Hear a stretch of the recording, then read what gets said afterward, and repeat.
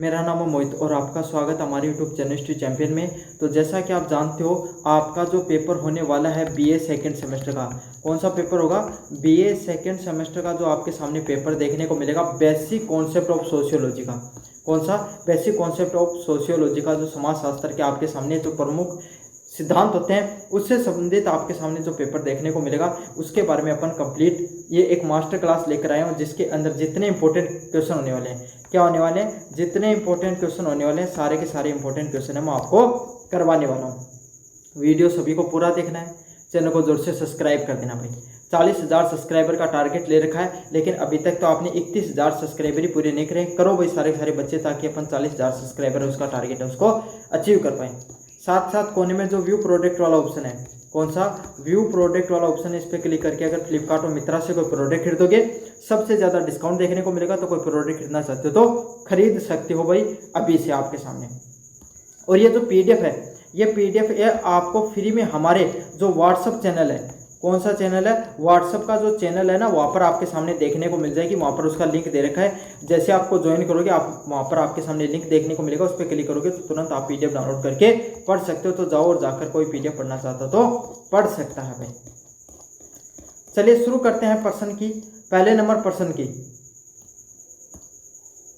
शुरू करते हैं प्रश्न को। पहला प्रश्न आपके सामने, सामाजिक समूह को परिभाषित कीजिए। सामाजिक समूह की विशेषताओं तथा प्रमुख प्रकारों के बारे में स्पष्ट कीजिए। तो सामाजिक समूह के बारे में बताना है। किसके बारे में बताना है? कि जो सामाजिक समूह होते हैं ना, वो कौन से होते हैं, कौन से होते हैं सामाजिक समूह, उनके बारे में आपको परिभाषित करना है। सामाजिक समूह की विशेषताओं तथा उनके प्रमुख प्रकारों के बारे में बताना है। काफी ज्यादा मोस्ट इंपॉर्टेंट प्रश्न है भाई। चलिए, सामाजिक समूह की परिभाषा की बात करें। सोशल ग्रुप दो या दो से अधिक व्यक्तियों का ऐसा संग्रह होता है जो एक दूसरे के साथ परस्पर जुड़े रहते हैं। क्या रहता है? दो या दो से अधिक लोगों का क्या रहेगा? आपके सामने एक संग्रह रहेगा। जैसे आप और आपके दोस्त मिलकर एक बाइक पर क्या जाते हो?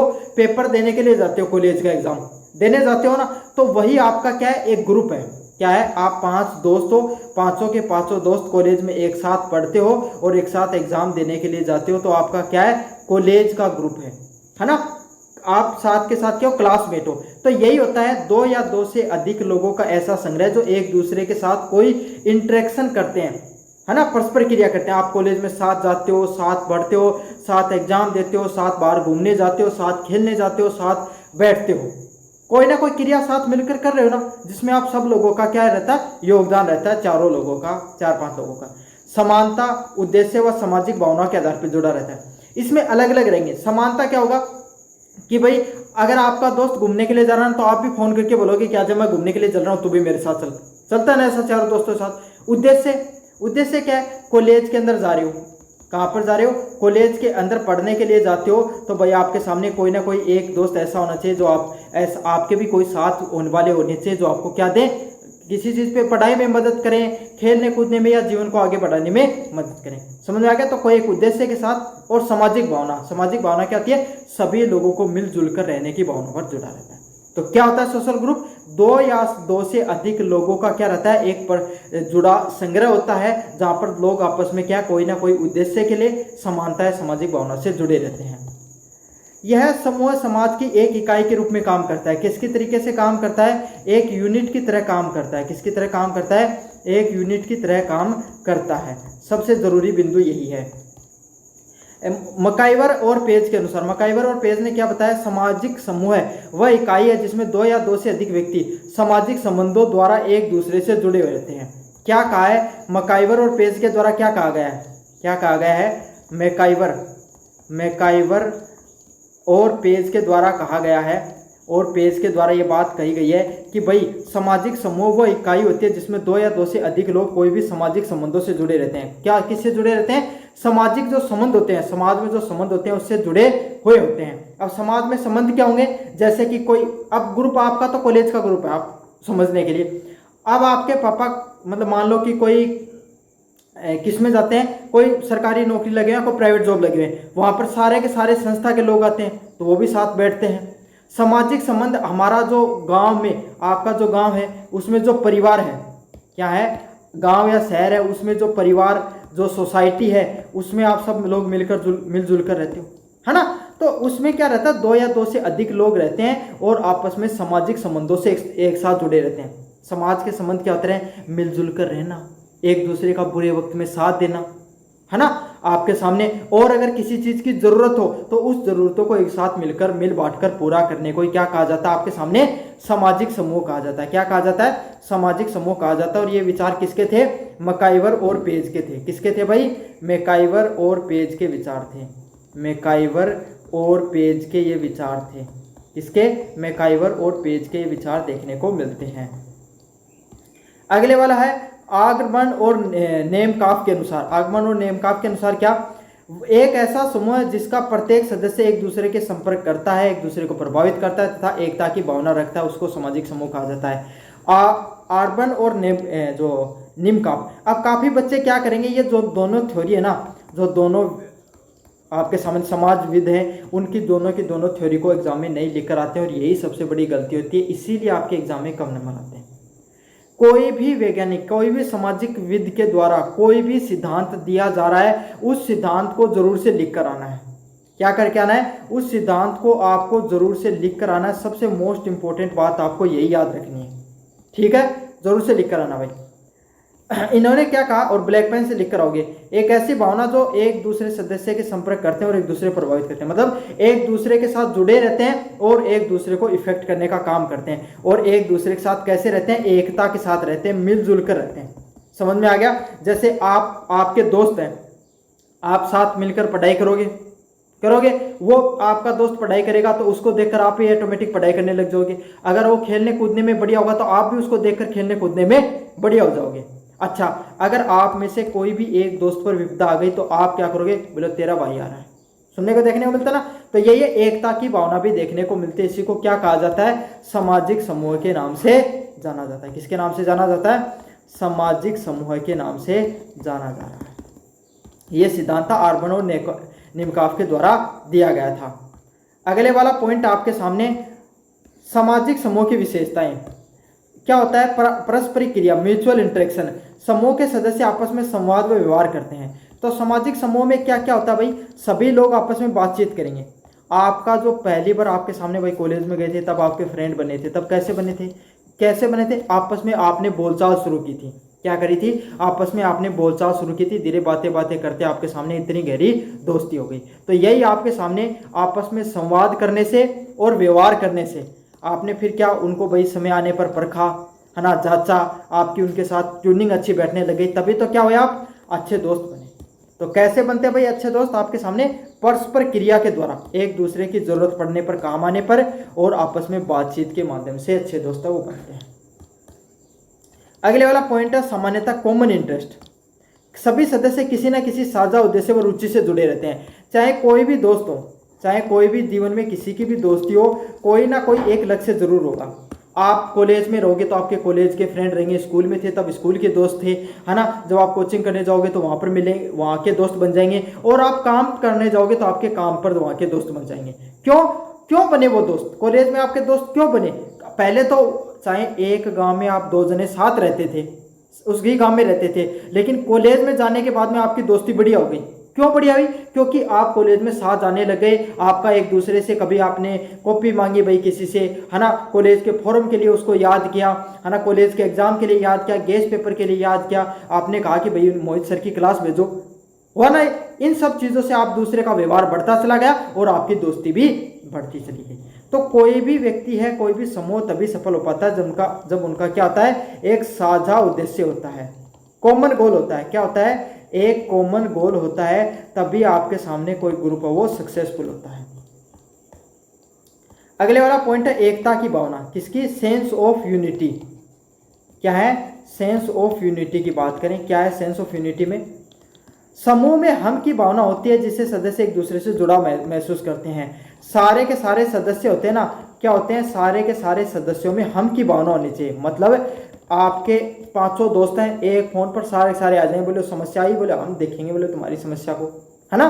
तो इसी प्रकार से हम की भावना होनी चाहिए। सभी दोस्त मिलजुल कर कोई भी समस्या, कोई भी चुनौती आए, उसको सारे के सारे क्या करें, मिलकर उस चुनौती का सामना करें। ये हम की भावना होगी, एकता की भावना होगी, तभी वो ग्रुप है वो ज़्यादा चल पाता है। अगले वाला सामाजिक संबंध क्या होता है? Social relationship. क्या होता है? Social relationship. अब ये सोशल रिलेशनशिप क्या होता है? सदस्य एक दूसरे को सामाजिक रूप से संबंधित होते हैं। कैसे रहते हैं? सामाजिक रूप से, समाज में। अब जरूरी नहीं कि कॉलेज की दोस्ती आपके कैसे होती है, समाज में भी देखने को मिलती है। आपका परिवार हो गया, है ना, आपके काका ताऊ चाचा, है ना, रिश्तेदारी, ये सभी लोग सामाजिक रूप से जुड़े रहते हैं। और आप कॉलेज में ही सही, आप चाहे भाषा के हिसाब से एक दूसरे को भाई एक बात बताओ, एक आपका दोस्त इंग्लिश बोले, दूसरे को इंग्लिश आती नहीं, कभी दोस्ती हो पाएगी? नहीं हो पाएगी। समझ में आ गया? दोनों मारवाड़ी बोलने से फिर एक नंबर की होगी। समझ में आ गया? आपकी जो लोकल भाषा वो बोलने से एक नंबर की दोस्ती बनेगी, बनती है ना। क्यों? क्योंकि उनका सामाजिक ढांचा, एक जैसे खान पान हो, एक जैसे बोली हो, एक जैसा पहनावा। कहते हैं ना कि एक जैसी भावना, वैसे ही दोस्त बनते हैं। जैसे आपकी सोच, जैसे आपके क्रिया काम, वैसे आपके दोस्त बनते हैं। क्यों? क्योंकि आपका जो सामाजिक रूप है, आपकी सोचने का तरीका या सामाजिक तरीका वो कैसा है, उन जैसा बन जाता है। अगले वाला पॉइंट है सामाजिक ढांचा। सामाजिक ढांचा क्या होता है? कुछ समूह में नेतृत्व, नियम व भूमिका को स्पष्ट रूप से निर्धारित होते हैं। अब ये कौन से ढांचे होते हैं भाई? जैसे कि कोई भी काम करने वाले, कोई फैक्ट्री है, वहाँ पर 4 लोग काम करते हैं, तो उसमें बॉस के साथ भी बनेगी, आपके साथ वालों के साथ आपकी बनेगी, लेकिन वहाँ पर आपके साथ सबकी दोस्ती सिर्फ इतनी रहती है जितनी देर आप उस काम करने वाली जगह पर हो। समझ में आ गया? तो वहाँ पर क्या रहता है, ऐसी जगहों पर खास करके जो प्रोफेशनल गोल होते हैं, जैसे कोई क्रिकेट की टीम हो गई, खेलने फुटबॉल टीम हो गई, यहाँ पर कौन नेतृत्व करेगा, कौन कौन से नियम मानने, कौन कौन सी भूमिका, सब स्पष्ट रहती हैं। आप सबके साथ हंसी मजाक वगैरह के रूप में नहीं रह सकते। स्थायित्व, सामाजिक समूह थोड़े समय के लिए दीर्घकालीन तक स्थायित्व रह सकते हैं। भाई वो कहते हैं ना कि स्कूल की दोस्ती हमेशा चलती है और कॉलेज की दोस्ती कॉलेज तक चलती है। सुना है ना? तो यही है, जो कुछ समूह होते हैं वो दीर्घकालीन चलते हैं। जो बचपन के दोस्त थे वो अभी तक आपके दोस्त हैं, और कुछ दोस्त आपके सामने कुछ समय के लिए बहुत गहरे दोस्त होते हैं, फिर एक दूसरे को याद भी नहीं करते हैं। तो यही होता है, स्थायित्व देखने को मिलता है। क्या देखने को मिलता है भाई? स्थायित्व देखने को मिलता है। क्या बोला जाता है इसको? स्थायित्व देखने को मिलता है। अगले वाला पॉइंट है सामाजिक नियंत्रण। कौन सा वाला पॉइंट है? सामाजिक नियंत्रण। समूह अपने सदस्यों के व्यवहार के मापदंडों और नियमों के माध्यम से नियंत्रित कर सकता है। क्या किया जा सकता है? समूह में जो सदस्य होते हैं, क्या होते हैं? समूह में जो सदस्य होते हैं वो अपने व्यवहार को मानदंडों व नियमों से, भाई अगर आपको कोई एक दोस्त है जिसको किसी एक बात पर हंसी मजाक करने पर बुरा लग जाता है, तो आप वो हंसी मजाक नहीं करोगे। समझ में? आपने नियम बना लिया, चाहे आपको वो बात कितनी पसंद है, लेकिन आपने नियम बना लिया कि मेरे दोस्त को अगर ये चीज़ पसंद नहीं है ना, तो मैं भी ऐसी हंसी मजाक नहीं करूँगा। तो यही है, समूह के अपने सदस्यों के व्यवहार व मानदंडों का जो नियम है उसके माध्यम से नियंत्रित भी किया जा सकता है। अब कितने प्रकार के होते हैं सामाजिक समूह? कौन से वाला प्रश्न? कि सामाजिक समूह होते हैं, जो सामाजिक समूह होते हैं उनके प्रकार कितने होते हैं? सामाजिक समूह के प्रकार, सामाजिक समूह के कितने प्रकार होते हैं? पहला प्रकार होता है प्राथमिक समूह है, प्राइमरी ग्रुप। क्या होता है? Primary group. अब ये प्राइमरी ग्रुप का क्या काम होता है? ये समूह के सबसे छोटे, घनिष्ठ व भावनात्मक संबंधों से जुटे रहते हैं। मतलब आपके भाई 1-2 दोस्त हैं, समझ में आ गया? जैसे कि आपके प्राइमरी ग्रुप में क्या होते हैं? परिवार हो गया, मित्र मंडली हो गई, ये सब जो आपके एकदम क्लोज दोस्त होते हैं ना, वो आते हैं। ये बहुत छोटे होते हैं भाई, आपके दोस्त होंगे 1 होगा, 2 होंगे, 5 होंगे, इससे ज़्यादा नहीं। और इससे ज़्यादा है तो वो कोई काम के नहीं है। ज़्यादा से ज़्यादा दोस्ती 2 से 5 लोगों के बीच में होती है। आपके परिवार के लोग होंगे। सबसे जो प्राइमरी ग्रुप होता है ना, यही सबसे अच्छे, आपके पूरे समय में, निकट मुश्किल समय में यही लोग आपका सबसे तगड़ा साथ देंगे। आमने सामने का संपर्क रहता है भाई, मित्र मंडली हो गई, परिवार हो गया, डेली उन लोगों से मिलते हो, डेली से आप उनसे बातचीत होती है। स्थायित्व, इनका रिश्ता आपका हमेशा बने रहेगा। क्या? इनके साथ आपकी जो रिलेशनशिप है वो हमेशा रहेगी। क्या रहेगी? इनकी जो रिलेशनशिप है वो आपके साथ हमेशा बनी रहेगी, भावनात्मक गहराई। इमोशनल डेप्थ देखने को मिलेगी। क्या देखने को मिलेगी? इमोशनल डेप्थ देखने को मिलेगी। कोई भी अगर आपको छोटी सी भी समस्या आएगी ना, ये लोग भागकर आपकी सबसे पहले मदद करने के लिए आ जाएंगे।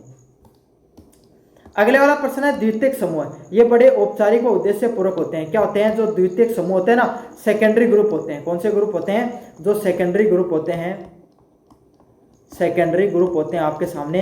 ये क्या होते हैं? बड़े ये बड़े औपचारिक व उद्देश्यपूर्ण होते हैं। जो द्वितीयक समूह होते हैं इनका काम ये होता है कि ये बहुत बड़े होंगे, समझ में आ गया, किसी उद्देश्य के लिए जुड़े होंगे। जैसे कि कोई स्कूल में जो आपस में काम करने वाले हैं, राजनीतिक पार्टी ऑफिस में जो रहने वाले लोग हैं, इनका काम क्या है भाई, राजनीतिक पार्टी की अपनी जो पार्टी उसको आगे बढ़ाने का, ऑफिस में लोगों को अपने काम करने का। और स्कूल में जो लोग होते हैं भाई, स्कूल की दोस्ती भी बड़ी होती है। दोस्तों के अलावा आपके सामने जितने आपके रिश्ते रहते हैं वो सब द्वितीय समूह में आते हैं। औपचारिक संबंध सिर्फ काम से, काम का मतलब है अगर आपकी कोई ज़रूरत है तो वो लोग आपको याद करेंगे, वरना लेकिन आपको समस्या है तो साथ दें तो दे, वरना नहीं दे, आप उनसे पूरी उम्मीद नहीं रख सकते। सीमित संपर्क, जब तक आपका काम रहेगा तब तक आपका संपर्क है, आपका काम गया तब तक आपका कोई भी संपर्क नहीं रहेगा। उद्देश्य मूलक समूह है। सहयोग क्या है, कोई एक उद्देश्य के लिए अपन सहयोग करेंगे। चलिए अन्य वर्गीकरणों की बात करें। स्वैच्छिक व अनैच्छिक समूह। स्वैच्छिक व अनैच्छिक समूह क्या होता है, सबसे पहले आता है स्वैच्छिक समूह, जिसमें व्यक्ति अपनी इच्छा से शामिल होता है। क्या होता है, ऐसे समूह जिसमें व्यक्ति अपनी इच्छा से शामिल होता है, जैसे कि कोई क्लब हो गया, फुटबॉल क्लब हो गया, क्रिकेट क्लब हो गया, है ना। इन सब चीज़ों में इंसान क्या अपनी इच्छा होती है ना, उसके माध्यम से जुड़ता है, उसकी इच्छाओं के हिसाब से वो सारी की सारी चीज़ें वो करता है। समझ में आ गया आपको अच्छे से। चलिए अगले वाला समूह होता है अनैच्छिक, जिसमें व्यक्ति जन्म से शामिल होता है, जैसे परिवार व जाति। आप कौन से परिवार में पैदा हो गया आपकी इच्छा थोड़ी होती है, आप जन्म से जहाँ पर पैदा हो गए वहीं पर रहते हो, और जातियों पर भी ये नियम वो लगता है।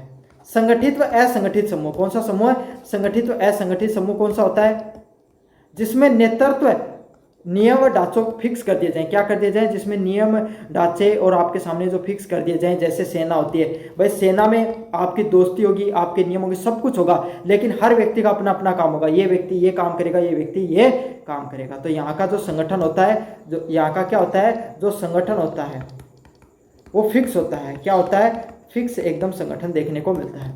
अगले वाला असंगठित जगह, जिसमें कोई औपचारिक ढांचा नहीं होता, जैसे भीड़। असंगठित में क्या होगा, जैसे कोई विरोध प्रदर्शन हो रहा है, क्या हो रहा है, कोई धरना प्रदर्शन, है ना, या आपके सामने कोई विरोध प्रदर्शन हो रहा है, तो यहाँ पर क्या होगा, आपके सामने कोई औपचारिक ढांचा यहाँ पर नहीं देखने को मिलता है।